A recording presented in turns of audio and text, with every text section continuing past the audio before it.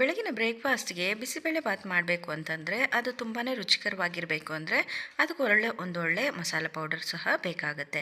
ಅದೇ ರೀತಿ ಮಸಾಲೆ ಪೌಡರ್‌ಗಳನ್ನ ನಾವು ಬಿಸಿಬೇಳೆಬಾತ್ ಪೌಡರ್‌ನ ಅಂಗಡಿಗಳಲ್ಲಿ ತರ್ತೀವಿ. ಅದೇ ರೀತಿ ನಾವು ಮನೆಯಲ್ಲಿ ಯಾವ ರೀತಿ ತುಂಬಾ ಚೆನ್ನಾಗಿರುವಂಥ ಹಾಗೆ ಆರೋಮ್ಯಾಟಿಕ್ ಆಗಿರುವಂಥ ಒಂದು ಒಳ್ಳೆ ಬಿಸಿಬೇಳೆಬಾತ್ ಪೌಡರನ್ನು ಯಾವ ರೀತಿ ಮಾಡ್ಕೋಬೋದು ಅನ್ನೋದನ್ನು ಇವತ್ತಿನ ಈ ವಿಡಿಯೋದಲ್ಲಿ ತೋರಿಸ್ಕೊಡ್ತಾ ಇದ್ದೀನಿ. ಇದು ಬಿಸಿಬೇಳೆಬಾತ್ ರೆಸಿಪಿ ಜೊತೆಗೆ ಇದನ್ನು ಸಹ ತೋರಿಸ್ಕೊಡ್ತಾ ಇದ್ದೀನಿ.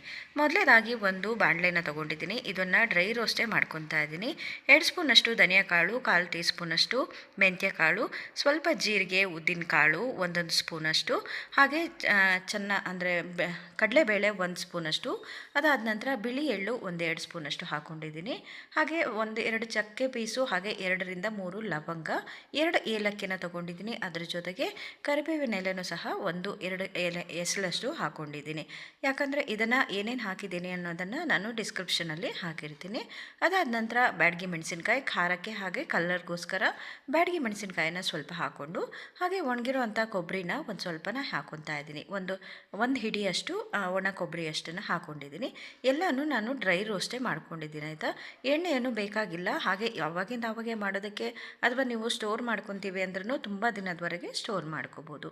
ಹಾಗೆ ಸ್ವಲ್ಪ ಇಂಗು ಮಿಕ್ಸಿ ಜಾರ್ಗೆ ಹಾಕ್ಕೊಂಡು, ಹಾಗೆ ಒಣ ಕೊಬ್ಬರಿ ಮತ್ತು ಒಣಗಿರೋವಂಥ ಮೆಣಸಿನ್ಕಾಯನ್ನು ಈ ರೀತಿ ಮೊದಲನೇದಾಗಿ ಪೌಡರ್ ಮಾಡ್ಕೊಂಡ್ಬಂದು, ಅದಕ್ಕೆ ಚಿಟಿಕೆ ಅರಿಶಿನ, ಸ್ವಲ್ಪ ಗರಂ ಮಸಾಲ, ಅದಾದ ನಂತರ ನಾವು ಡ್ರೈ ಮಾಡೋ ಇಟ್ಕೊಂಡಿದ್ವಲ್ಲ ಅದನ್ನು ಹಾಕ್ಕೊಂಡಿದ್ದೀನಿ.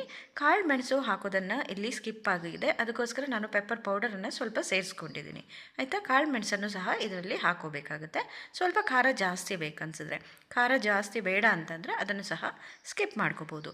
ನೋಡಿದ್ರಲ್ವಾ ಇಷ್ಟು ಚೆನ್ನಾಗಿ ಬಂದಿದೆ ಪೌಡರ್ ಅಂತ. ಕಲರ್ ಅಂತೂ ಸೂಪರಾಗಿ ಬಂದಿತ್ತು. ಹಾಗೆ ಇದನ್ನು ರೆಡಿ ಇಟ್ಕೊಂಡಿದ್ದೀನಿ. ಇವಾಗ ಇದಕ್ಕೆ ಬಿಸಿಬೇಳೆಬಾತ್ ಪೌಡರ್ ಅಂದಮೇಲೆ ಬಿಸಿಬೇಳೆಬಾತನ್ನು ಯಾವ ರೀತಿ ಮಾಡಿದೆ ಅಂತ ಈ ವಿಡಿಯೋದಲ್ಲಿ ತೋರಿಸ್ಕೊಡ್ತಾ ಇದ್ದೀನಿ. ಇದನ್ನು ತುಂಬ ಸರಿ ಮಾಡೇ ಇರ್ತೀರ, ಅದೇ ನಾನು ಮಾಡೋ ಮೆಥಡಲ್ಲಿ ಯಾವ ರೀತಿ ಮಾಡ್ತೀನಿ ಅನ್ನೋದನ್ನು ತೋರಿಸ್ಕೊಡ್ತಾ ಇದ್ದೀನಿ. ಇದಕ್ಕೆ 1 ಕಪ್ಪಷ್ಟು ಹೆಸರುಬೇಳೆ, ಅರ್ಧ ಕಪ್ಪಷ್ಟು ತೊಗರಿಬೇಳೆ, ಇದನ್ನು ಸ್ವಲ್ಪ ನೆನೆಸಿಟ್ಕೊಂಡು ಆಮೇಲೆ ತೊಳೆದು ಸೇರಿಸ್ಕೊಳ್ಳೋವಂಥದ್ದು, ಆಯಿತಾ. ಅದನ್ನು ಸೈಡಲ್ಲಿ ಇಟ್ಕೊಂಡು ಇನ್ನೊಂದು ಕುಕ್ಕರ್ನ ತೊಗೊಳ್ತೀನಿ. ಅದಕ್ಕೆ ಸ್ವಲ್ಪ ಎಣ್ಣೆ, ಒಂದು 3-4 ಸ್ಪೂನಷ್ಟು ಎಣ್ಣೆ, ಹಾಗೆ 1 ಕಪ್ಪಷ್ಟು ಈರುಳ್ಳಿ ತೊಗೊಂಡಿದ್ದೀನಿ. ಅದಕ್ಕೆ 1 ಕಪ್ಪಷ್ಟು ಕ್ಯಾರೆಟ್, ನಿಮಗೆ ತರಕಾರಿ ಎಷ್ಟು ಬೇಕನ್ಸಿದ್ರೂ ಹಾಕ್ಕೋಬೋದು. ಹಾಗೆ ಕ್ಯಾರೆಟ್, ಬೀನ್ಸ್ ಮತ್ತು ನೌಕೋಲನ್ನು ಹಾಕ್ಕೊಂಡಿದ್ದೀನಿ.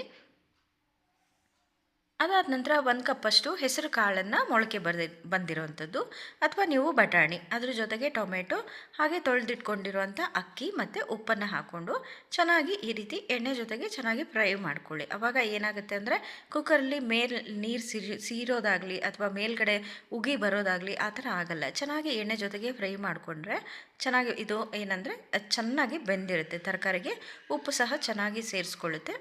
ಅದಕ್ಕೋಸ್ಕರ ಅದನ್ನು ಚೆನ್ನಾಗಿ ಮಿಕ್ಸ್ ಮಾಡಿ ಒಂದು 3-4 ವಿಷಲ್ ಬರ್ಸಿದ್ರೆ ಸಾಕಾಗುತ್ತೆ. ಇದಕ್ಕೆ ಸ್ವಲ್ಪ ನೀರಂದರೆ ಹಾಕ್ಕೋಬೇಕಾಗತ್ತೆ, ಮತ್ತು ಎಕ್ಸ್ಟ್ರಾ ನಾವು ಸ್ವಲ್ಪ ಜಾಸ್ತಿನೇ ಹಾಕಿರ್ತೀವಿ. ಸ್ವಲ್ಪ ನೀರು ಕಮ್ಮಿ ಇದೆ ಅಂದರೆ ನೀವು ತಣ್ಣಗಿರೋ ನೀರು ಹಾಕೋದು ಬದಲಾಗಿ ಸ್ವಲ್ಪ ವಾಮ್ ವಾಟರನ್ನ ಹಾಕ್ಕೊಂಡ್ರೆ ಚೆನ್ನಾಗಿರುತ್ತೆ. ಅದಕ್ಕೆ ನಾನು 1 ಕಪ್ಪಷ್ಟು ಹುಣಸೆ ರಸ ನಾನು ರೆಡಿ ಮಾಡಿ ಇಟ್ಕೊಂಡಿರೋಂಥ ಪೌಡರ್ನ ಹಾಕಿ ಚೆನ್ನಾಗಿ ಸಣ್ಣ ಉರಿಲಿ ಕುದಿಯೋದಕ್ಕೆ ಇಟ್ಬಿಡೋಣ. ಈ ಕಡೆ ಅದಕ್ಕೆ ಮೇಲ್ಗಡೆ ಇನ್ನೊಂದು ಒಗ್ಗರಣೆ, ತುಪ್ಪ ಅಥವಾ ಎಣ್ಣೆ, ಸಾಸಿವೆ, ಹಾಗೆ ಗೋಡಂಬಿ ಹಾಕ್ಕೊಂಡಿದ್ದೀನಿ. ಬೆಳ್ಳುಳ್ಳಿನ 4 ಜಜ್ಜಿ ಹಾಕ್ಕೊಂಡಿದ್ದೀನಿ. ಒಣಗಿರುವಂಥ ಮೆಣಸಿನ್ಕಾಯಿ, ಕರಿಬೇವು ಮತ್ತು ಈರುಳ್ಳಿ ಇದನ್ನು ಹಾಕ್ಕೊಂಡು ಚೆನ್ನಾಗಿ ಮತ್ತೊಮ್ಮೆ ಫ್ರೈ ಮಾಡ್ಕೊಂಡ್ಬಿಡೋಣ. ಇದಕ್ಕೆ ಸ್ವಲ್ಪ ಉಪ್ಪನ್ನು ಸೇರಿಸ್ಕೊಂಡಿದ್ದೀನಿ, ಬೇಗ ಕೆಂಪಗಾಗುತ್ತೆ.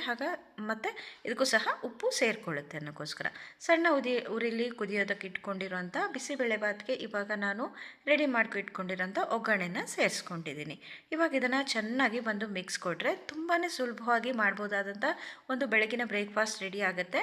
ಮನೇಲೇ ಮಾಡಿರುವಂಥ ಪೌಡರಲ್ಲಿ ಬಾತ್ ಯಾವ ರೀತಿ ಬಂತು ಅಂದರೆ ಸಖತ್ತಾಗಿ ಬಂದಿತ್ತು. ನೀವು ಸಹ ಖಂಡಿತ ಮಿಸ್ ಮಾಡದೆ ಟ್ರೈ ಮಾಡಿ. ಹೇಗೆ ಬಂತು ಅಂತ ನಿಮ್ಮ ಅಭಿಪ್ರಾಯನ ಕಮೆಂಟ್ ಮೂಲಕ ತಿಳಿಸಿ. ಇದ್ರ ಜೊತೆಗೆ ತುಪ್ಪ ಮತ್ತು ಖಾರ ಬೂಂದಿ ಹಾಕ್ಕೊಂಡು ತಿಂತಾಯಿದ್ರೆ ಸಖತ್ತಾಗಿರುತ್ತೆ. ಬೇಕನ್ಸಿದ್ರೆ ಮೊಸರು ಬಜ್ಜಿ ಅದೇನಾದರೂ ನೀವು ಹಾಕೋಬೋದು.